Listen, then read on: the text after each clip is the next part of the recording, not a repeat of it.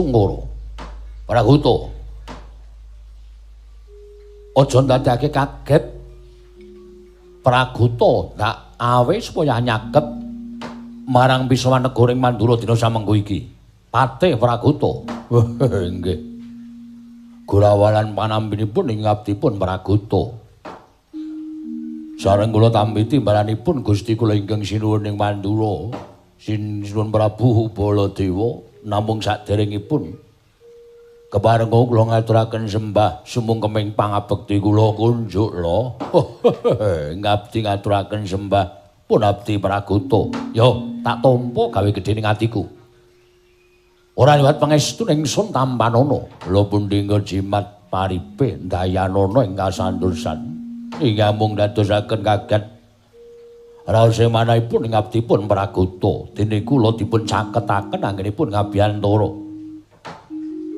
menapa Gusti kula ingkang sinuwun ing Mandura ngersakaken babagan tata rakiting kawula miwah projeng Mandura diweji sembahan kula menawi paduka miji bab tata rakiting praja sadaya mboten badhe anguji wani medhahipun para abdi prajurit mboten kendhat anggenipun sami gegladhe nulakri daning abrang sawanci wanci praja paduka katemping marang muka mboten badhe kepok kunca paduka Gusti kula ingkang sinuwun ngabdi kepatihan pun Praguta remuk kasawurna putung semangga kabandhemna kula non sinuwun Kakang Patih Praguta wonten timbalan ingkang ngadhawuh bab tata rakiting praja ran tata rakiting para kawula panjenengan ingsun wis percaya kelawan sira Kakang Patih Praguta. Ya mongapa ta sababe dene tak caketake nggone sowan ana ing projeng Mandura. Ana bab ing bakal tak takokake lawan Kakang Praguta. Babagan menapa? Mugi kepareng ambabarna ingkang sejati. Ingkang abdi nedya nganglungaken jangga nilingaken karna mastuti dhateng dawuh paduka Gusti kula ingkang sinuwun ing Mandura non Kakang Praguta wonten timbalan tembang rawat-rawat tombok bakul sinambi wara kepatihan dina samengko katon ora tentrem mongko bareng panjenengan ingsun utusan kelawan Wadyabala telik sandi supaya nyatakake kahanan kepatihan jebul tinemune kepatihan akeh para raja nerpati ingkang padha ngrawuhi marang kepatihan papan lenggahing Kakang Patih Praguta gandeng panjenengan ingsun kuwi Nalindra ingsun kuwi Nalindra ingkang mangreh kabeh wewengkon negara ing Mandura klebu kepatihan kuwi uga panguwasa ana ing astaning Baladewa mulih ento ana abang biruning kahanan kepatihan amis bajining kepatihan Tan Wurunga bakal ngembet marang asmaning nata Mandura Prabu Baladewa. Kakang Praguta wonten timbalan. Mula kaki matura yen to pancen ana perkara apa? Sabab perkara kepatihan dadi perkaraning Baladewa. Yen ana bab ingkang ndadekake para raja Nerpati rawuh ning kepatihan. Apa ingkang dadi dakane? Mula kaki matura marang panjenengan ingsun. Ingsun nedya midhangetake ing tetela. Aturing Kakang Praguta kang mangkono mengko bakal ana pangandikaning ingsun supaya kahanan kepatihan bali ayem tentrem aja nganti ngembet marang katentremaning projeng Mandura. Kakang Praguta babakan apa ingkang wis ingsun wedharake kalawan sira Kakang Patih Praguta. Lah kok dadi pasuryaning Kakang Praguta beda katon cawus guwayamu suntrut pasuryaning Kakang Praguta. Ana apa Kakang Praguta gage matur marang panjenengan ingsun? Nggih. Sawu-sawu kalapatanipun ingkang abdi tadhawadana sinuwun menawi kula kadak wilepat dosa menika sampun boten wonten pangapunten malih saking paduka Gusti kula ingkang sinuwun Mandura kapatrapun pidana menapa kemawon kula boten badhe selak. Sedaya menika anggen kula randhat matur dhateng ngersa paduka Gusti kula ingkang sinuwun Mandura. Babakan ingkang kepiye? Nggih. Sakathahing para nalindra, para satriya, para brahmana ingkang sami andhating kepatihan menika mboten kok ateges damel risak tuwin damel geger kepatihan menika babar pisan boten.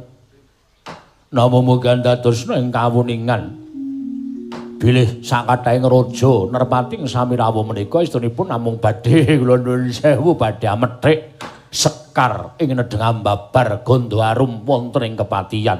Lho kusik.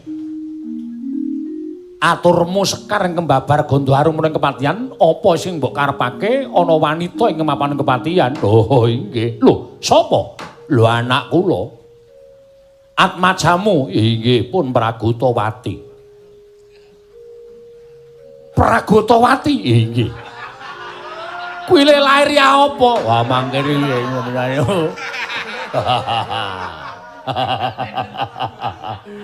Kula menika sampun kagungan putra, kula menika sampun gadhahi putra naminipun Pragutawati. Sampun ngantos panjenengan menika nyawang dhateng tiyang sepuhipun ingkang agal gruwal-gruwal kados mekaten menika. Menawi Paduka menika nyumurupi dhateng kawontranipun anak kula menika persasan boten pitados menawi menika turas kula menika banyu kula menika panjenengan boten pitados. Persasan bidodari tumurun ngejawantah. Kula kinten sak lumahing bumi Mandura menika boten wonten ingkang ayunipun ngungkuli dhateng anak kula. Waduh. Lah ming anak Pragata kok ngedapi-dapi nganti ngrawuhke pirang-pirang ratu yang padha kepengin nyedhi marang putramu. Wah. Ngopo Pragata dincoki walang? Nggih, niku estu. Sakataing nalindra menika wonten ingkang sami anampi dhateng kawontranipun anak kula tekesipun dereng saged nampi utawi katampi panglaramanipun wekasan legawa penggalipun menika ugi kathah nanging kathah ugi wonten ingkang sami mesanggrah wonten ing kepatihan sami ngentosi dhateng wangsulanipun anak kula pun Pragutawati sinten ingkang badhe katampi. Sinuwun. Malah samangke gandeng Paduka sampun mangertos dhateng kawontenan menika. Kula pasrah bongkoan dhateng Gusti kula ingkang sinuwuning Mandura. Jernyatanipun kula menika gesang wonten ing sahandhap Pada Paduka sinuwun Prabu Mandura. Kula aturi anjeneng ebor dhateng kawontenan negari ing kepatihan Mandura.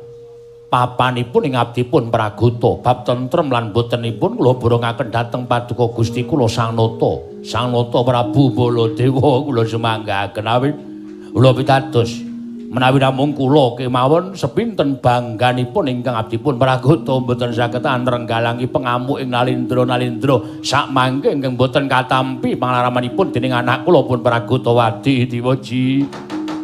Alah dalah guku arepe dewa ora nyono babar pisan jebul kaya ngono kanan kepatihan. Nggih. Mila kula semanggaken dhateng Paduka Gusti kula ingkang sinuwun.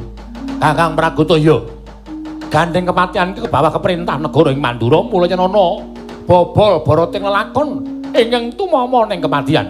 Aku ingkang bakal saguh madhangake lan aku ingkang bakal bisa menehi dalan ingkang prayoga tumraping para nalindra aja nganti gawe geger kepatihan. Bareng Paduka wis mengko ana panjenengan ingsun. Wah inggih ngestakaken dawuh sinuwun. Dereng ngantos paripasami Mbah Wacana. Kasaru wonten satunggiling nalindra tlatah sabrang ing Galea minggah pendhapi ing Mandura karya kaget nata Mandura Prabu Baladewa.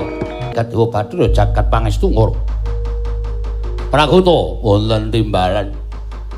Wangune iki salah sawijining nalindra ingkang kepengin anyedi kalawan putramu ya kuwi si Pragutawati. Ha inggih. Ning kok kesasar mrene prayoginipun timbali menapa wigatosipun lan nalindra saking pundi? Apa kowe durung nate srawung? Nembe sepisan menika kula nyumurupi. Kula semanggaken sinuwun borongaken Paduka baring katentreman dumateng kepatihan diweji. Iki sanak.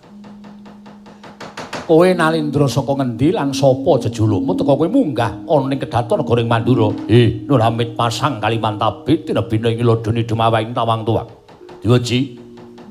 Dipun tepangaken kula nalindra saking negaring Paranggubarja ingkang sudi mestani dhateng kula Prabu Dirgabiswara. Prabu Dirgabiswara, kasinggihan mekaten. Tanpa tinimbalan kowe wani munggah ana ing negara Mandura wigatine. Ingkang sepisan kula ngupadi dhateng pepatih Mandura. Ingkang sekawit kula jumujuk wonten kepatihan parandene aturipun prajurit saking kepatihan bilih Sang Patih Pragata nedheng sowan wonten negari Mandura.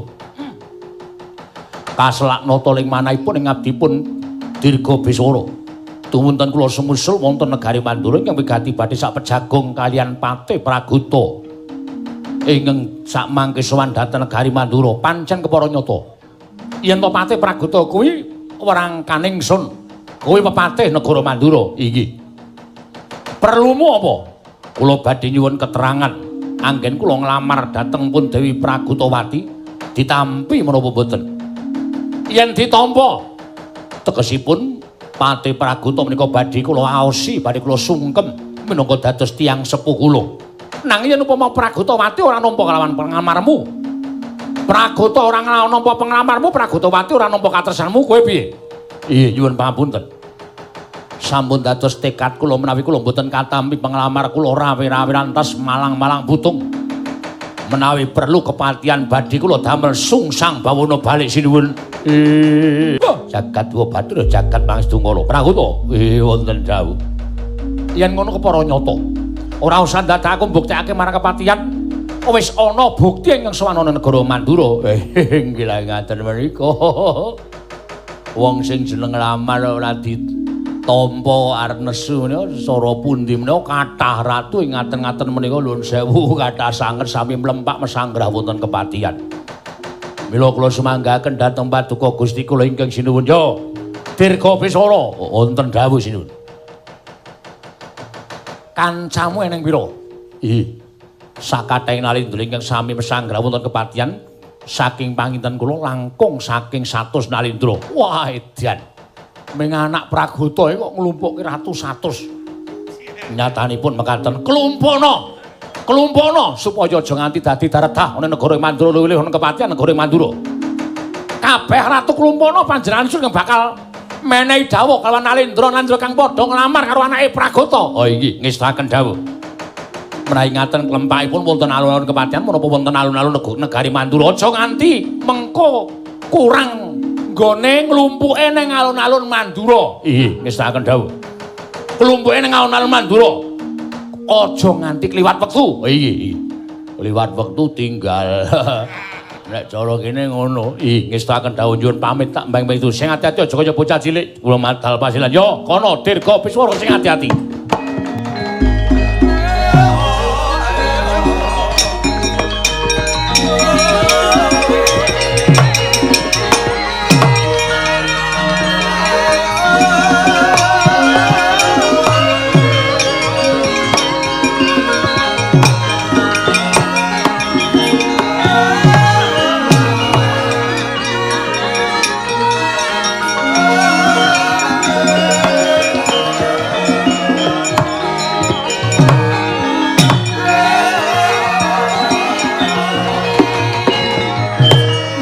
Dewa Bathara.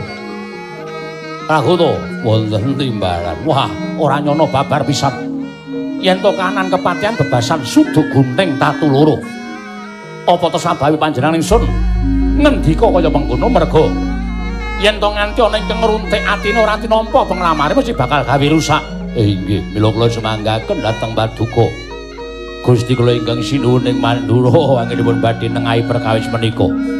Awat-awat ana para nalindra ingkang wis ndak jauh supaya mlumpuk ning alun-alun negara Mandura bareng paduka. Yen wis mlumpuk mengko kowe matur karo anakku, aku yang bakal mrebeki ratu-ratu yang padha nglamar karo anakmu. Oh nggih, ngestaken dawuh sinuwun pamit matal pasilan.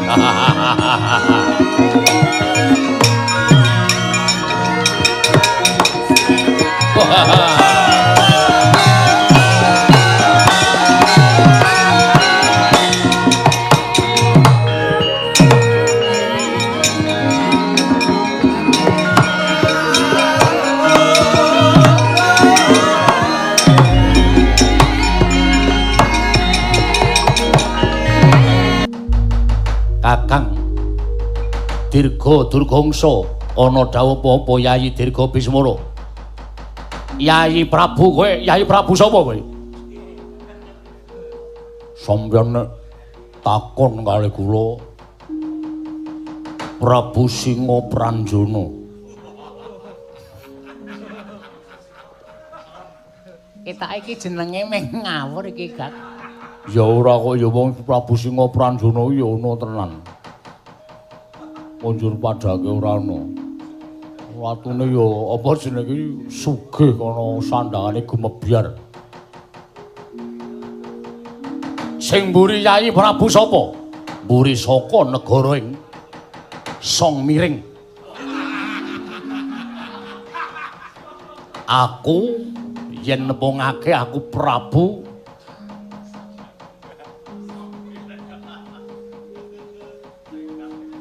Karto Nyono. Lagi iki ana Kartonya. Aku nek anu menggo ngewa lurus wae aku. Ha iya. Piye keterangane Yai Dirga Biswara? Kakang Dirga Durgangsa dina samengko Nalindra Mandura ingkang bakal paring keterangan marang para raja-raja ing padha ngayunake marang putraning Pati Pragoto. Bab ketampa lan ora mengko nang astaning Sanata Prabu Baladewa. Wah, lah dalah yen pancen kaya mengkono. Dinteni eneng kene. Kapan rawuh Nalindra Mandura ora iso nengahi perkara iki ora mung kepatihan yen perlu Mandura dibumangus setuju. Yen pancen Prabu Baladewa ora iso menehi keterangan lan ora iso nengahi perkara iki ora mung kepatihan ning Mandura dibumiangus. Kok wonten dawuh. Nalindra Mandura bakal rawuh mrene menehi keterangan kawan aku lan kadang-kadangku Nalindra ing padha ngayunake atmajaning Pati Pragoto. Mboten jane sampean niku nuwun sewu lho. Le dolan kurang adoh. Sebabe apa? Lah sebabe sampean kali kanca-kanca sampean niku nuwun sewu, kayane kok ora tau weruh wong ayu. Sak jagat niku mboten ming sagodhong kelor digelar niku ora ming cukup sagodhong kelor wong ayu gaweane sing gawe urip niku sebar lor kidul wetan kulon ora kurang. Nek ditonton saka bapakne Pragoto niku ngguneng pundi-pundi guyu kok. Napa anake kok terus dadi bocah ayu niku ora mesti nggih mboten mokal to. Nuwun sewu, mokal kelakone. Mbaya golek wong wedok liyane. Kok aku wis tau ketemu karo Pragotowati ana ing Pasumenan. Citrane ngungkuli widodari, kowe aja nyepelek karo Pragotowati. Nadyan wong tuane kuwi agal growal-growal, senengane guyu latah-latah kaya ngono. Embane kaya wong kurang genep pikire. Ning anake wah, kowe nek weruh contoh kepruk watu ndasmu kok. Ya ora ono wong weruh. Wong weruh wong ayu kok sirahe dikepruk watu. Anek nesu ana. Sapa? Aku. Ana. Mbok wis rasa omong ku sing biyen-biyen. Isih apik. Sing biyen kok isih apik. Ada beberapa histori sing diomongke saiki iki isih gayeng ki ana, pirang-pirang ki ana. Oh. Ya ming tak simpen wae kok kalau masa tak bukake mbok siji biak. Lah iya. Banjur rawing nata Mandura besok kapan dinteni sawetara mbok menawa dilongkah mesti bakal rawuh ana ing alun-alun negara Mandura kene.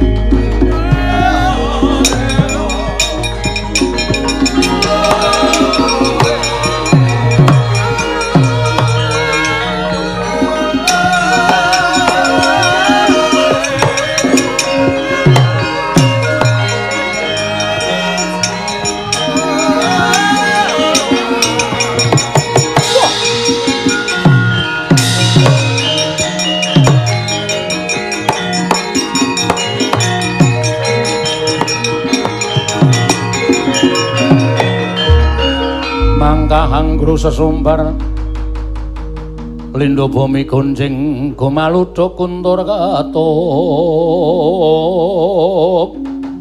lumembak penyukang kumambang wadadal jagat diobatu jagat pangstukoro wala jebul akeh ratu kang padha ngayunake marang atmajaning Kakang Pati Pragoto. Dirga Biswara wonten dawuh sinu. Kowe ingkang tak tuding minangka dadi wakiling para Nalindra susah aku dadak nyebut siji mbaka siji ndak mengko ora prayoga kedadeane iki. Gandeng iki mengko kriwikan bakal dadi grojokan geguyon bakal dadi tangisan yen ora iso padha meper marang mubal babaling pepinginan. Wekasan muja kalawan hawa nepsu. Merga yen to nganti mengko kowe ditampik karo Kakang Pratip Praguta utawa kowe ditampik karo Pragutawati mesti bakal ngamuk punggung. Ingkang bekasane bakal gawe kapitunaning para kawula sanegara Mandura. Luwih-luwih kawula kepatihan negara Mandura. Ya ngono to? Iya, mekaten sinuwun. Lah. Aja nganti dadi dak-dakaning pasulayan saiki tak gawe sayembara. Sayembaranipun menapa? Ora usah datangel-angel. Panguwasa wuta negara Mandura kuwi Prabu Baladewa. Mula perkara Pragutawati ku ya gotaning Prabu Baladewa. Aku ingkang gawe sayembara sapa sing iso mupu sayembaraning Baladewa. Wenang boyong atmajaning Kakang Matih Pragoto. Walah. Wah, menawi ngaten kula aturi paring dawuh. Sayembara menapa? Menawi ngaten kula aturi paring dawuh kula kadangipun sepuh Dirga Biswara kula pun Dirga Durgangsa. Kula aturi paring dawuh.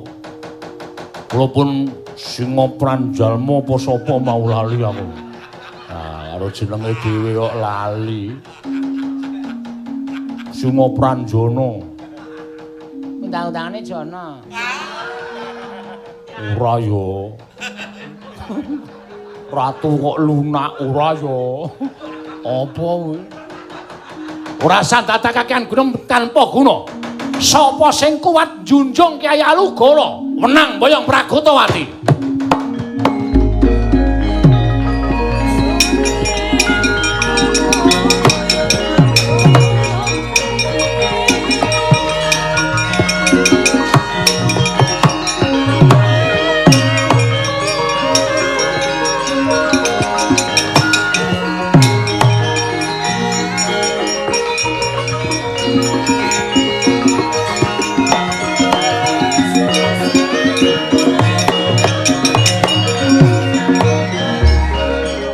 Semanggean Prabu Baladewa.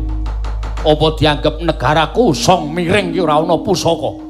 Pusaka ngene iki pirang-pirang didol ning pasar malam.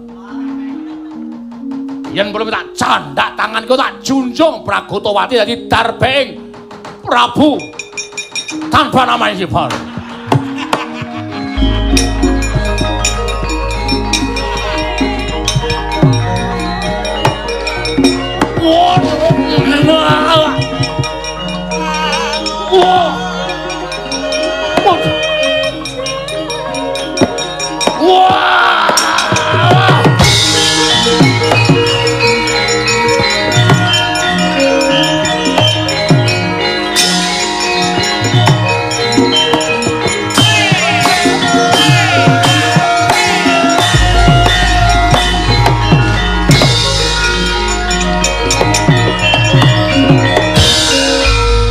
Babu, apa dianggep aku wong loro saben telu saurupan. Prabu Singa Pranjana ngemeng pusaka kaya niku tak anggap kaya sak babak sak traju karo pring pethuk. Gonaku pirang-pirang. Junjung tangan kiwa mboyong Pragutawati langsung tak jujuke nang Lesmon. Wah, go bali nang negara kowe.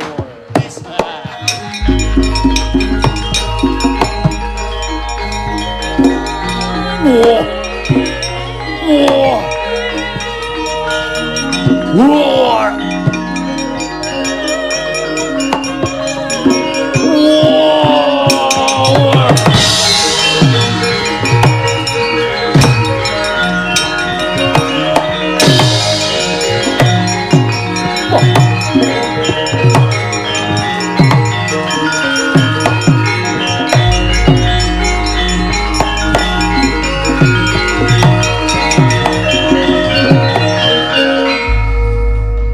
Akeh para nalindra ingkang ora kuat junjung Kyai Alugara. Wah, sajake ora baen-baen iki Yai Prabu. Iya, Kakang Dirga Durgangsa. Miturut penemuning Sadi piye? Apa ora prayoga yen to pusaka dijunjung wong loro? Mengko perkara Pragutawati kepiye nggone mekonah, mengko gampang sing wigati pusaka kudu iso dijunjung men iso rampung sayembaraning Prabu Baladewa. Yo, kowe karo aku bareng wae ora usah dadak dhewe-dhewe.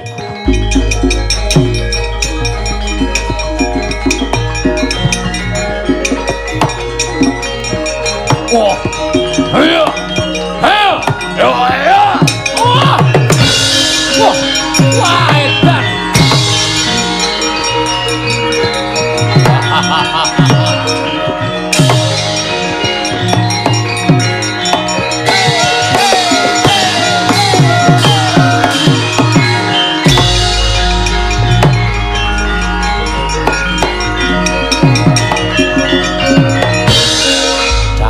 Kokean cacah ngrebda tanpa guna. Wah. Ora ana ingkang kuat gawa utawa mbopong Kyai Alugara apa dianggep wong pusaka loro saudon telu sawruban. Ndak rewangi tapa ning alas Ngargasanya pinangga kelawan Sang Budawaka pinarangan pusaka aran Kyai Alugara. Iki pusaka kadewatan dianggep pusaka sing gawe pandhe besi wae.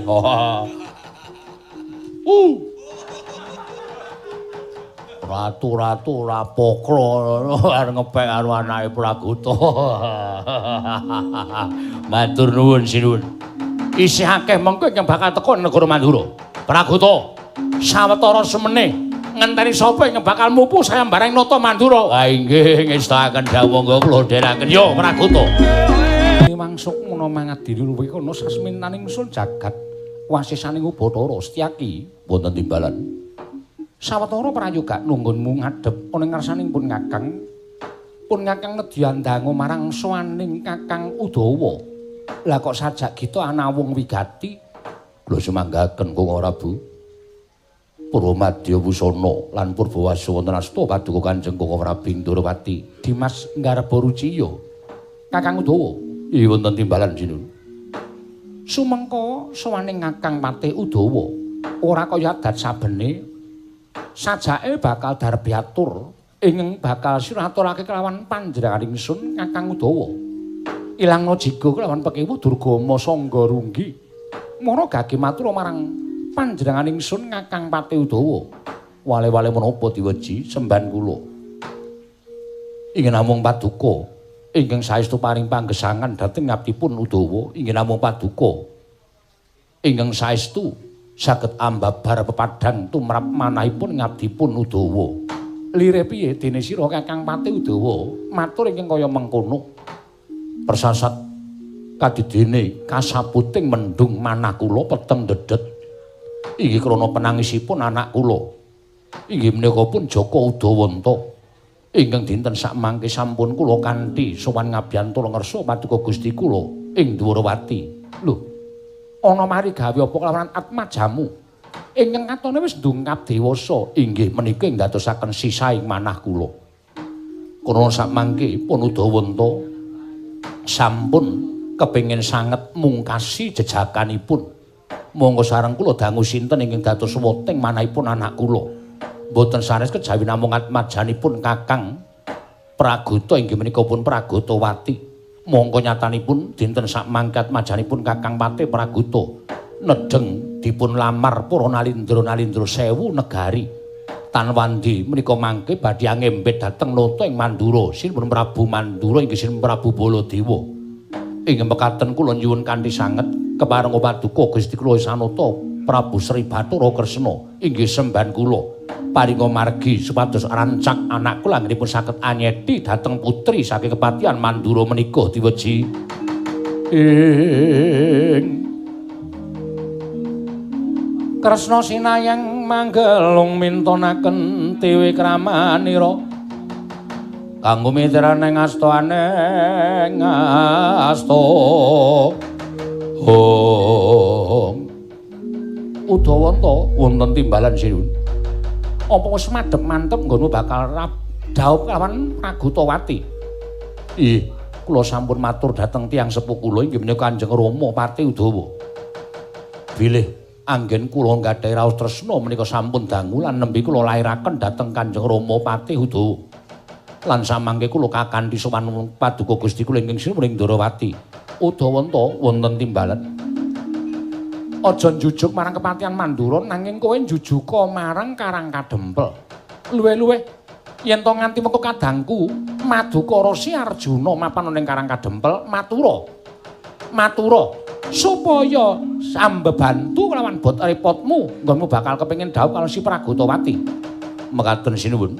Mangke menawi Raden Janaka tuwin Raden Harjuna boten kepareng lan boten purun mbebantu dhateng abdipun Udawanta.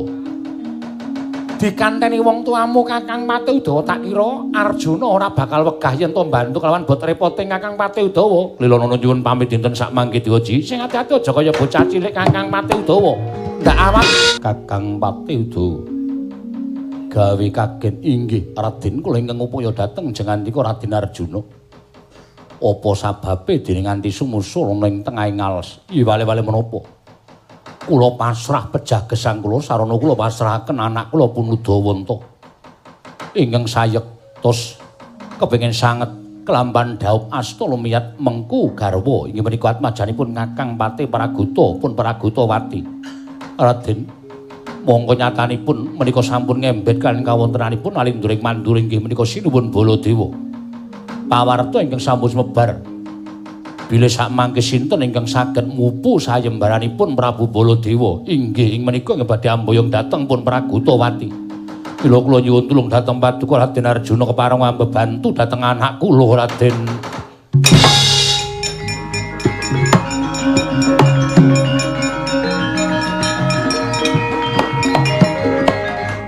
Molat mara Sang Arjuna Esmanya Esmanya kang kamanungsan ira Udawanta iwunten dawuh Raden ora susah malang ati aja tida-tida rasamu yen wani ya wani yen ora ya ora ayo mara kaget awat-awati budhal marang alun-alun negara ing Mandura aku percaya yen to pancen Pragutawati kuwi dadi jodho dhaupe ngatmajaning Kakang Udawa ya sira Jaka Udawanta ora bakal kurang jalaran nggone bakal dadi lantaran kasembatan panjang kamu. Oh wis marambah makaping-aping akeh para raja Narpati ingkang nyoba kepengin mupu sayembaraning nata Mandura ewadene kabeh gagar wigar tanantuk karya. Alah iya lho pitados.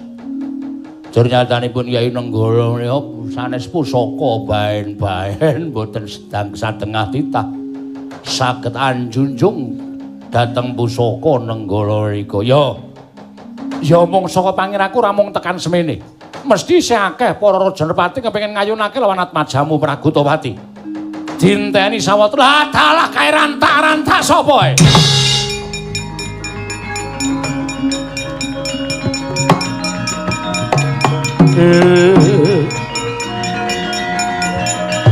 Kula sowan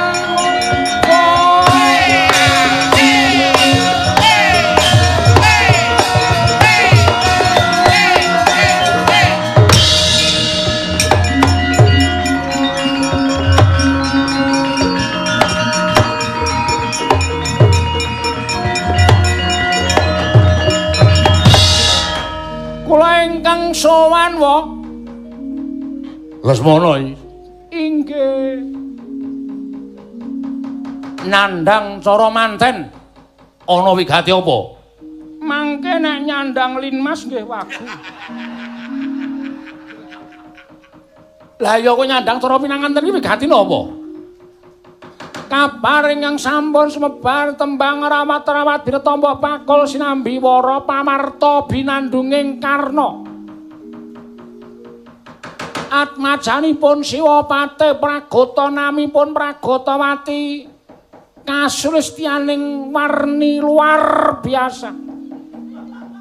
Mila kula kepengin mengku garwa dhateng pun Pragutawati nanging jebul Siwa Mandura ngawontenaken sayembara cerdas cermat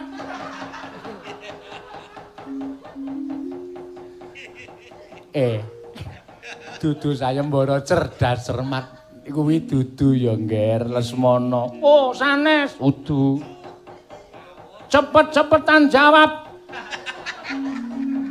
tet regu asaka klompen capir biyen kuwi jaman golek pasaran kuwi biyen ape niku sayembaranipun menapa wa Wo piye? Wo, nggih. Iki apa? Telo dasmu kuwi. Pusaka Kyai Alugara. Lah dalah, mula kok murup pucuke. Pucuke kok iso murup nggih, Yang? Iya. Pucuke iso meling-meling. Nandhake nek pusaka ampuh kegila-gila. Banjen kepara nyata, wis ngerti kondange Alugara. Sampun. Pusakane Pak Mandura pira cacahe? 2. 1 Alugara, 2 Kyai Nenggala. Paringane sapa? Nun. Paringane sapa? Sang Hyang Bathara Brahma. Lah dalah, cah bagus tenan, cah pinter tenan. Ngerti marang sejarah, syukur. Yen to pancen kowe ngerti karo sejarah Alugara yo, iki Alugara junjungan. Alugara junjungan, kowe iso njunjung Alugara, kowe mboyong Pragutawati. Ora iso njunjung Alugara, bali. Nggih, Raden. Menika syarat serananipun. Pripun, Yang? Nek cara aku wis tekan kene njajal ketrimaning urip. Nyuwun pangapunten paripaksa kula nyobi nggih, Wa. Jobanen.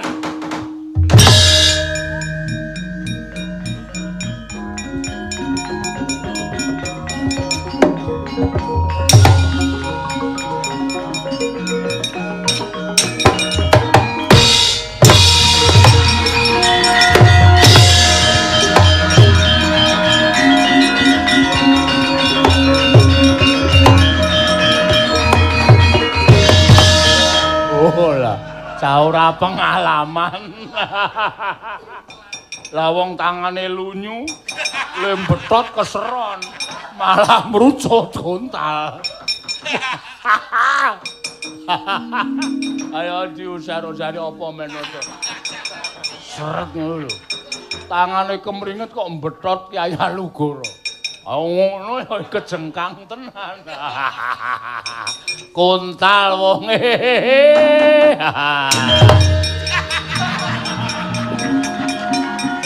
Ayo.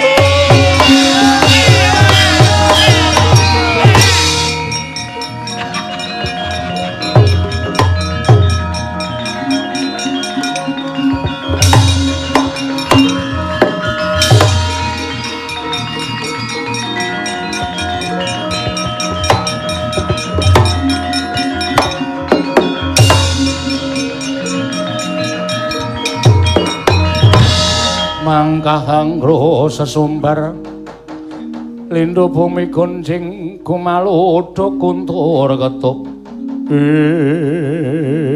Wah, Kakang Udawa, nggih kula ingkang sowan sinuwun. Lah iki sapa noman bagus sing ngarepamu?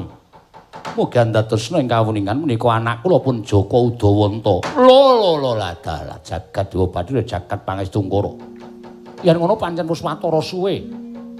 Aku ora sowan marang kepatihan Widara Kandhang ketitik nganti Kakang Udawa duwe putra semene gedine wae aku ora ngerti. Wah ya syukur Kakang Udawa yen to pancen kaya mengkono. Aku melu seneng, aku melu bungah. Iya. Matur sembah sewu nuwun sinuwun. Lah wigatine nderek mupu sayembara. Oh lah dalah. Praguta wonten dawuh. Anake Kakang Udawa ya mupu sayembara. Wah, lah dongake kelakon ya Di. Kowe karaku bebesanan.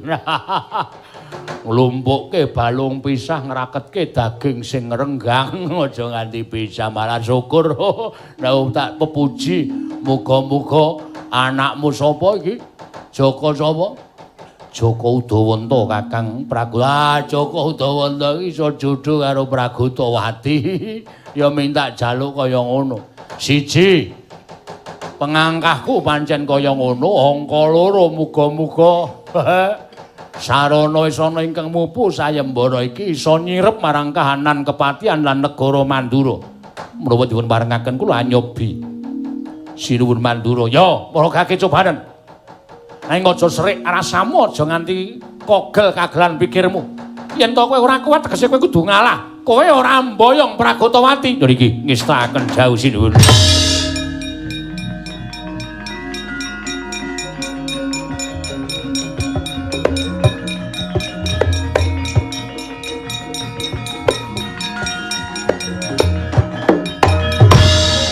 sigra cancut taliwondo sang Joko Udawanta.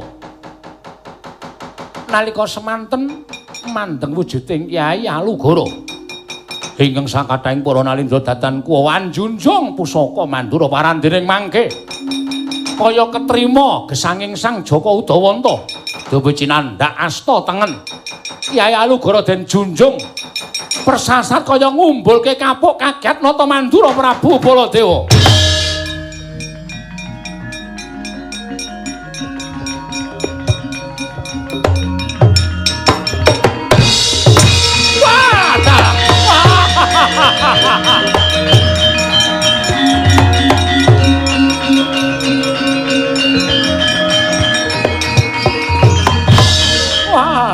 Tobat. Wah.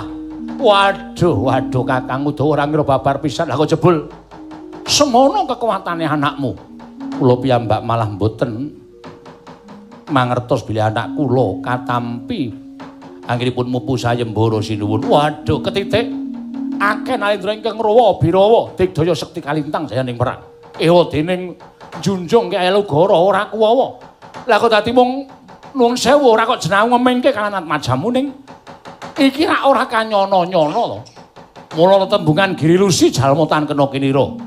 Praguta, anakmu kecekel polisi. Hei kowe. Ana ratu rung rampung ngomongan kok disambung. Lha niku kaget. Maksudipun anak kula kecekel sinten?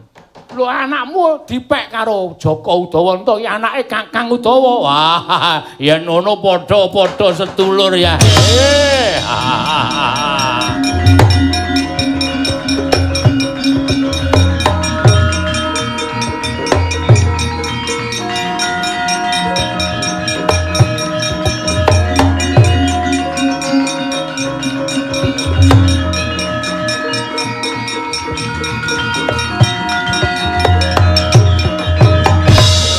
Yai Prabu Kresna, kula ingkang tansah tuwuntat lampahipun Joko Udawanta Prabu. Wah, syukur-syukur. Ya ora memper. Wong dasare mbok tutke. Mula ora aneh yen to kesawapan kekuatane Yai Prabu Ndarawati. Matur sembah nuwun. Lan aku uga ngaturake panuwun lan Yai Prabu. Dene wis tanggap kelawan sasmita negara Mandura merga saka anake Praguta, ya ki Pragutawati nganti geger akeh para raja Nerpati. Nanging bareng ana ingkang mupu sayembara njunjung Kyai Alugara wekasan akehing para nalindra padha bali marang negarane dhewe-dhewe. Ing mekaten Koko Prabu namung nderek mangayu bagya. Kakang Udawa wonten dawuh sinuwun. Aku melu seneng melu bungah. Ya muga-muga Joko Udawanta dadi kekuatan negara Ndarawati yen perlu mengko bakal tak paringi pangkat yen ora bintara ya tamtama minangka prajurit negara Ndarawati. Oh iya, ngestaken dawuh sinuwun matur sembah nuwun. Niki samboten-botenipun kajengipun lenggah wonten ing kepatihan rumpi yen sinuwun wong nyatanipun menika badhe kula dhawuhaken lan anak kula pun Pragutawati. Aku melu mangayu baga Kakang Praguta. Ya sesanti jaya-jaya Wijayati niring sambikala sak kabeh ya Kresna.